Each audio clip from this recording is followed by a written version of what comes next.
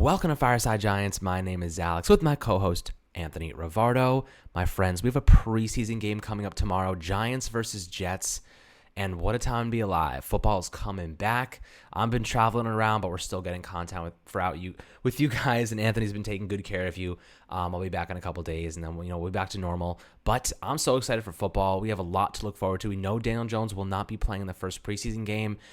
Pretty reasonable. They really want to get as much, film and opportunity to see some of the back-end roster guys that are fighting for spots. We know the 53-man roster date is on August 31st at 4 p.m. is when we'll see a lot of those cuts kind of filtering in.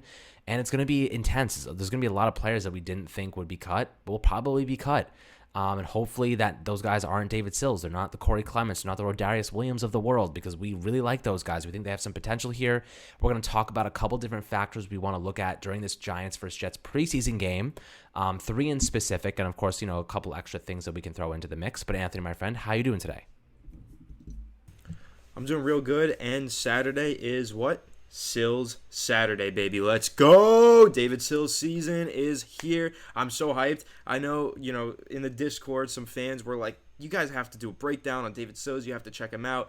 Check them out. Did a breakdown on the Tony's Takes episode. I'm a huge fan. I'm so all in on the David Sills hype train, and I can't wait to watch him play on Saturday and hopefully tear up the Jets for 3-4 touchdowns. That would be sweet. David Sills season is here. I would love to see him make this roster. I think that he will make the roster. I hope that he does, but he's going to have to secure his spot through the preseason, which starts on Saturday against the New York Jets. We will be getting to watch Zach Wilson. Any of you guys who are big NFL draft junkies like I am, all of you are probably a big fan of Zach Wilson. He was a very favorable prospect coming out of BYU. People were really excited by him. Number 2 overall pick in this year's draft. I'm excited to see exactly how he performs against this good Giants defense, even though he's probably going against a lot of backups. Our backups are pretty damn good, and a lot of them could be starters on some NFL teams, in terms of our defense at least. Let's not talk about the offensive backups. I mean, we're going to have to talk about them, but they're definitely not good enough to compete against starting teams.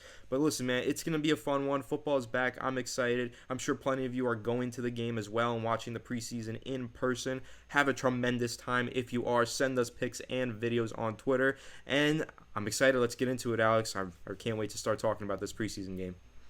Yeah, we got a lot to go through. I mean, for the most part, this is the first action we're going to get to see. And a lot of people are already worried. There was a clip going around of Daniel Jones throwing this pass directly to a defender, and everybody's freaking out about it during a completely staged practice session. And I'm like, guys, have you ever seen Daniel Jones make a throw like that? I mean, I know we've seen him do some stupid crap in the past, but that's like you just got hit with an arrow in the eyeball and you just threw a pass to the. It's not possible that he can actually do that in a real game, or at least so far. But what I will say is this: a lot of what we see, a lot of the clips that we see, is base level stuff. We're not really seeing what they're doing. Reporters aren't allowed to report on the specific formations that they're using in practice. They're not allowed to record any of the videos that they're showing with specific stuff that they really don't want other teams to see. They want to keep it as tight as possible. What you're allowed to see is stuff that they want you to see. They're very, very careful giving you, the information that, they really only, it's base level crap. It's not like it's going to be jet sweeps and motions and everything in between. They're not allowed to talk about that stuff, and for a good reason, because they don't want other teams knowing their game plan. They don't want other teams having any little tiny bit of information about what they might be doing on game day. So what we're going to see during the preseason is going to be a little dabbles of that. We're going to see smaller, more base level stuff again. It's going to be a lot of basic curls and, the Jason Garrett base level scheme. We're not going to see that offense really open up until the regular season when they're looking to game plan and actually tailor an offense to attack a specific defense. But, some of the major thing I want to watch during this Giants versus Jets preseason game is the offensive line. And I think one of the main reasons keeping Daniel Jones away from that game at all costs is because the Giants don't know what they have in the offensive line. They don't want to put DJ in harm's way for no apparent reason whatsoever. I think that allowing that offensive line, that at least the starters, to get a couple of drives, maybe 1 or 2 drives, just to get their feet wet is essential. Don't put Daniel Jones back there to get his ass whooped. Leave it to long neck Mike Glennon. Let him take the bait for that. He's bait. He's shark bait for this game. And they have Clayton Thorson as well. 2 guys will probably be competing, but I imagine Mike Glennon will probably end up winning that secondary quarterback battle. A lot of teams bring 3 quarterbacks. Clayton Thorson could end up on the practice squad for all we know. But the offensive line is the most important part. I want to see Andrew Thomas provide some good pass blocking snaps. I want to see him dominate in the run game, open up some good running lanes for guys like Corey Clement and Devontae Booker. I want to see what Nate Solder can do after a year, off on the COVID list, rather just an opt out. He's a guy that I think can offer this team plenty of depth, at least depth. He could end up being a starter for all we know, depending on what Matt Parrott can do during the preseason. I want to see Will Hernandez at right guard. I want to see Shane Lemieux. Is he still really bad at pass blocking, or can he, improve those fundamentals a little bit, get a little bit stronger? Is this slide technique that Rob Sale is implementing going to help each individual offensive lineman more so than the Mark Colombo vertical pass set that they utilized last year, really leaving guys on an island? I want to see the center. I want to see Nick Gates sliding over and helping Shane Lemieux. I want to see them sliding and helping Will Hernandez or Andrew Thomas. Don't let your offensive tackles get beat inside. That was the Cardinals' sin from last season. Andrew Thomas getting beat inside. You cannot do that. And for the most part, in the slide technique, you kind of eliminate that. It allows those guards to help because they're sliding to the left, sliding to the right. You can't get really beat inside as an offensive tackle, or at least it's a lot less frequent than we saw last season. So, Anthony, when we're looking at this offensive line, what are you looking to see? At least some continuity, some meshing. And for the most part, this depth is a major concern. The offensive line needs to show some adequacy from the starting unit specifically. Yeah, and I don't know if we're going to see the whole starting unit. Of course, left guard Shane Lemieux.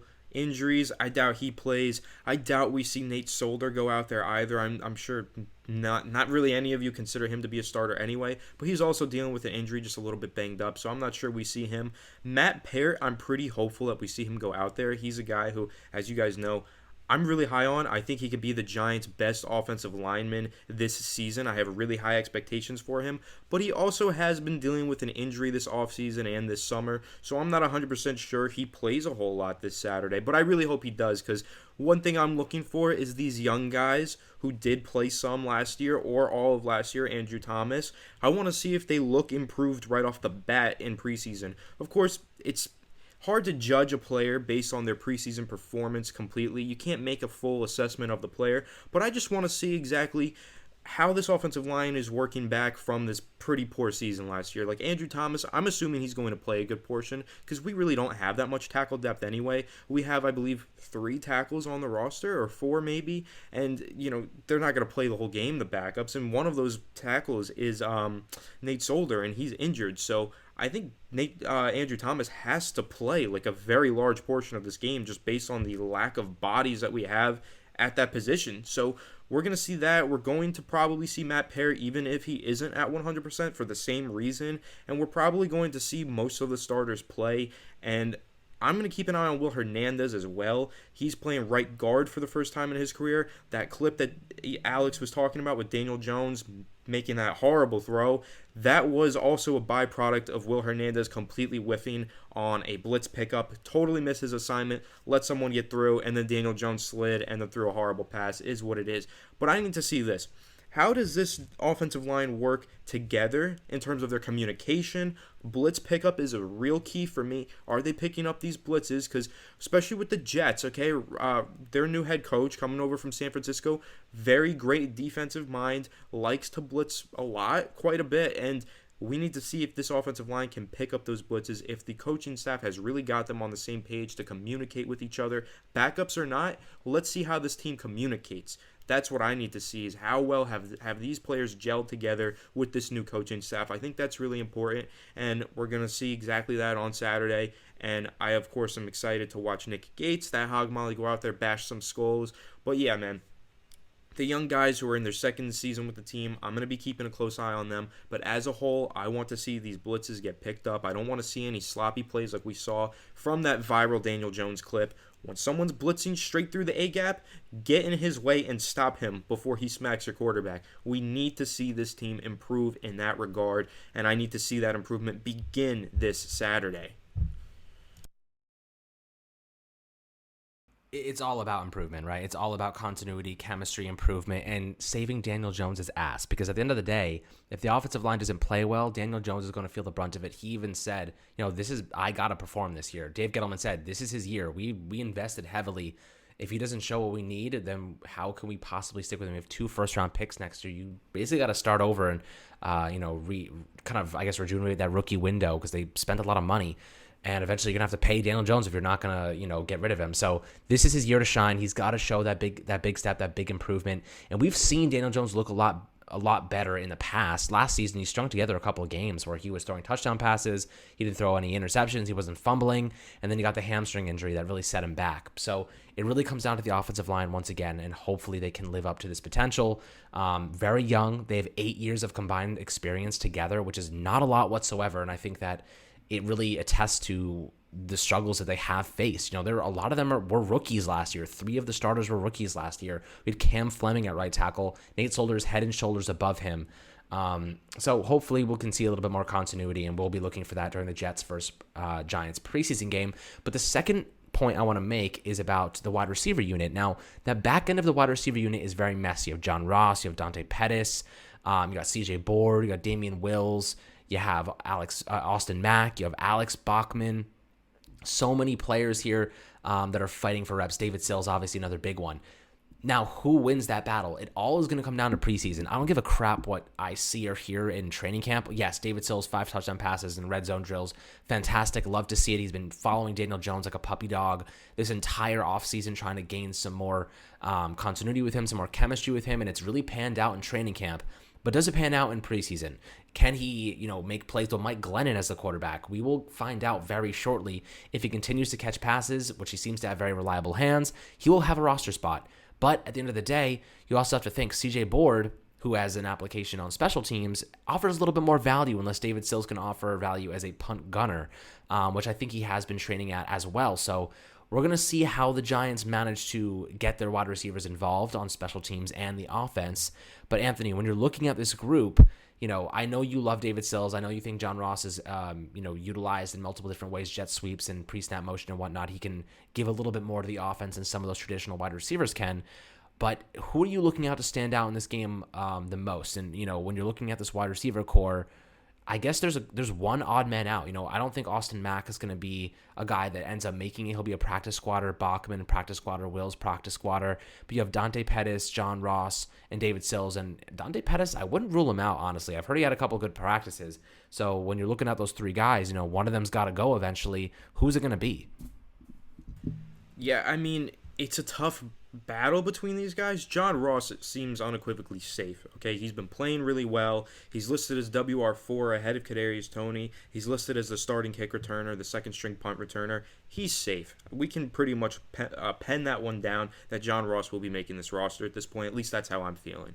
But everyone behind him, it's kind of a 3-man race. David Sills, you got CJ Board, and you got Dante Pettis. Dante Pettis right now looks to be the odd man out, the one looking from the outside in, because he just hasn't been playing too much. He's been dealing with injuries. He has had some good practices, for sure, but CJ Board has had some good practices too, and he's been healthier. And David Sills has had far more practices that were really impressive than any of them, and he's also been healthy. Thing with CJ Board is he's a good contributor on special teams, can play that gunner role. And one thing that I noticed on the Giants depth chart, I did mention this when I broke it down, they did not list any gunners or special teams players. They didn't do anything like that on the depth chart, which I understand that's not typical to see, but it would have been helpful for us to know if there was a starting gunner, a starting special teamser, because we could see, is David Sills getting good reps on special teams? Is he impressing the coaching staff in that way? Is CJ Board still continuing to impress there and play well? How are those guys on the back end contributing on offense and on special teams? At this point, with Dante Pettis, my thing with him, yes, he impressed me at the end of last season in the regular season, and yes, I do like his tools, his athleticism, he's very quick and he can go vertical, but what does he do that John Ross doesn't do, and maybe John Ross does better, right? CJ Board, I see the value with him because he contributes on special teams. David Sills, I see the value with him because of his extreme work ethic and the way that he's been practicing with Daniel Jones. Plus, he's 6'4", big body, red zone threat. Kind of reminds me of Jordy Nelson, right? That kind of player. But with Dante Pettis, I'm just, honestly, right now, he's going to have to really impress me on Saturday and going forward in these preseason games, because I'm not seeing this avenue for him to make the roster like many of you are starting to see, because I just think he's getting buried with David Sills, CJ Board, and John Ross, because John Ross seems like a lock. So at this point, I think it's an uphill battle for Dante Pettis. I'm excited to see how he takes that, challenge and runs with it. But this preseason is going to be very important for him. So I am keeping a very close eye on Dante Pettis as he fights to make this roster. Yeah, man. I mean, Dante Pettis, like I would love to see him make the team simply based on that one touchdown catch and that actual comeback route he had against Baltimore. He had a couple of nice plays last year, and I would hate to see him, kind of get passed on after showing some life. The offense looked a little bit better with him on the field, and I would imagine John Ross would offer something similar, but at the same time, the guy's always injured. How do you rely on John Ross for an entire season? Dante Pettis normally isn't injured, so this is something to consider, something to keep in mind when you're thinking about reliability. Sometimes availability is the best. All right, I guess, what is it? What's the quote? Availability is the best ability. Is that it? Availability is the best ability. Yeah. Ability. Okay. So there we go. We got the right quote. And I think that sometimes that must be factored in as well. But at the same time, CJ Board, solid receiver, probably average receiver. I want to say solid, but average receiver who, can be utilized in case of injury. And he's also a great punt gunner. So he has value there. But let's move on to the outside linebackers really quick. Outside linebackers, that's a position where the Giants upgraded significantly. They bolstered that unit this offseason with Fadio Denebo, Ryan Anderson. Of course, you have Lorenzo Carter, O'Shane Exhibit is coming back, Azeez Ojulari, Allerson Smith. I know Allerson Smith has not practiced at all, so he probably will not be active for the preseason game. Azeez Ojulari's had a couple nicks and knacks, but I think he might be available. I really want to see Afadi. I want to see Ryan. I want to see Lorenzo and O'Shane. O'Shane was just activated off the PUP list, so also maybe a scratch for the game as well. But those guys that are going to get the opportunity during the Jets game is really going to give them a leg up on either getting a starting spot or at least making the roster. And I want to see Lorenzo Carter, honestly. I think he looked phenomenal. Or, another kind of optimistic word to use. He looked solid against, the first 5 teams the Giants faced last season. And before he went down with that torn Achilles, I was pretty confident he was going to have a good season. At least as a run stopper, he was putting some pressure on. He's shown flashes of really good play. And I want to see what he can do, at least for the first couple of drives of the game. See if he can put some pressure on Zach Wilson. I don't even think Zach Wilson will play. But we'll see if they can put pressure on the backup quarterbacks, at least take advantage of some of those Jets offensive linemen, get some good momentum going. But I want to see a rotation. Who stands out? Who's going to show us that they can pair with Leonard Williams, pair with Dexter Lawrence, and really maximize this Giants pass rush, which ranked 12th last year in sacks with 40 overall, with Carter Coughlin and Jabal Shared as our primary outside linebackers, which is absurd, by the way, Anthony. When you're looking at this outside linebacker unit, who are you looking to stand out? Of the guys that we do have available, I don't think Smith will be available. Ojulari, could be a toss-up. O'Shane Exhibit could be a toss-up. Who are you really looking at to be kind of a focal point for this game?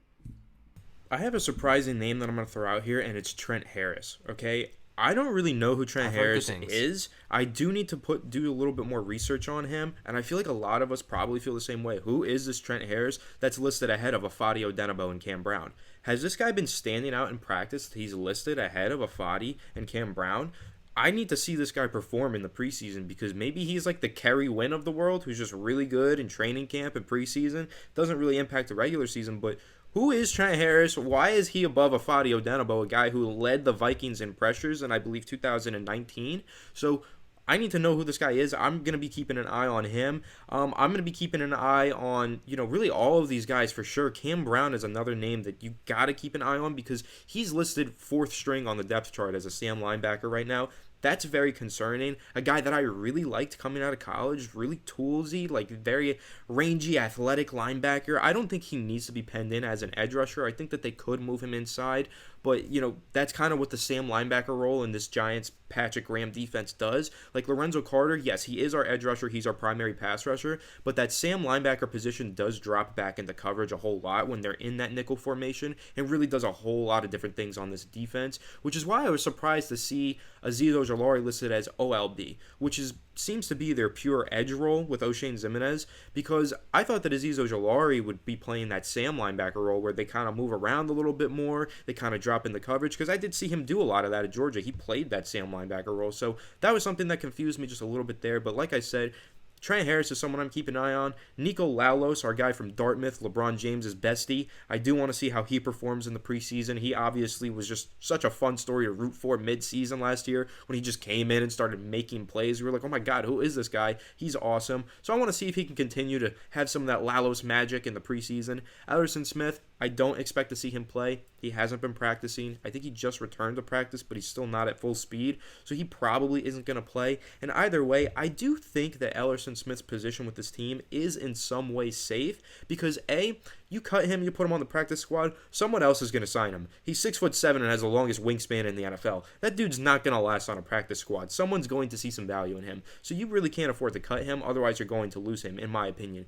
B, he's also a very good special teams player, so I do think he's safe for that reason. Even if he never makes an impact as an edge rusher, I think he'll always have a solid impact on special teams. So I don't expect to see Ellerson Smith play, but I do think that he's safe on the team, and we can hopefully keep an eye on him going forward, especially on special teams. But I'm keeping a close eye on Afadi. He's listed as a third stringer. How much playing time is he going to get on Saturday? Is he going to look like he's much better than a third stringer? Because keep in mind, he was a first string, a starter for the Vikings. And the Vikings 2 years ago, I understand their defense has been on a decline ever since, but they were pretty damn good at some point, and they do have one of the best defensive-minded coaches in the league. So why exactly is Afadi listed as third string behind this Trent Harris? Who is this Trent Harris, and what's going to happen to Cam Brown? These are the storylines that I'm watching at that Sam linebacker, edge rusher position going forward. I'm going to keep an eye on those three names and hope to see at least one of them really stand out on Saturday.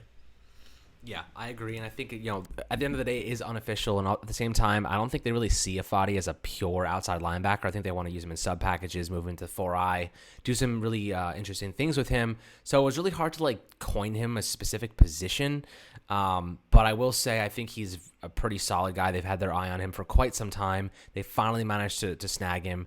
But hopefully he can contribute in a good way for the Giants. And those are the three main points we want to cover regarding this Giants vs. Jets preseason game. Of course, we'll have more content out, on Saturday, after the game, before the game, and really getting you guys all the information you need for this team, obviously on the written portion as well on Empire Sports Media. Wanted to keep this one short for you guys so that you guys get a good amount of information on what to expect, what to see, some injuries and players that might not be available for this game. But again, we're back, baby. We are back. We are in the New York groove. We want to beat the crap out of the Jets just because it's fun, little brother status. And let's take it into the sunset. Let's look forward, get some good reps in, get this team going, get some momentum going, and then we'll hopefully go into the regular season on a high note. We'll beat the crap out of Denver. And that's all I really want to see. Let's get some 10, 11, 12 wins this year, make a postseason. I'm already thinking optimistic. You know that, guys. I'm always on the positive note. But thank you so much for tuning into Fireside Giants. Make sure to subscribe below on YouTube, Apple, and Spotify, my friends. And we will catch you guys after the game tomorrow.